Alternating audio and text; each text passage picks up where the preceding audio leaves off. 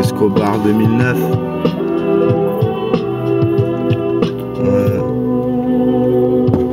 Un nouveau jour se lève sur cette France de merde. À peine les yeux ouverts, j'allume un vieux mégot d'hier. La fumée brune envahit la pièce, m'embrume le cerveau. De nouveau, je me réfugie dans la défonce et songe à ce que j'aurais pu faire si j'étais allé au bout de ma scolarité. De toute façon, je connais la réponse, devenir un gentil mouton, esclave de ce pays qu'on sans façon. Je peux faire encore la galère ici, au moins tes amis traînent à tes côtés, même quand t'es fauché. Histoire de ramasser du blé, on accumule des lits. Et puis on se dit avec mélancolie, c'est la vie, la tête dans les vapes. J'écrase mon pétard, il est tard, mais pour moi ça ne fait commencer.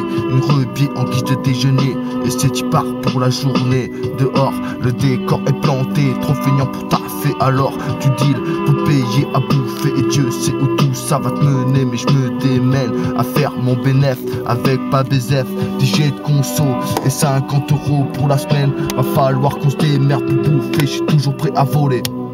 Mais dans le supermarché, je marche repéré par le vigile. Ce débile me file le train pour être certain que je vais rien braver. Mais ce crétin ne se doute pas qu'à 2 pas de là, mon refrain est en train de dépouiller des rebiers. Je ressors tranquillement un paquet de Mars glacé, acheté honnêtement. Cependant, une dizaine de bières nous a été offert gracieusement. C'est bon, on va pouvoir défoncer, mais faut pas oublier qu'on doit travailler, aller chercher du matos, négocier les tarots. Cela me taraude l'esprit. Certains disent qu'il est tourmenté, moi j'irai plutôt aguerri de la prise de drogue.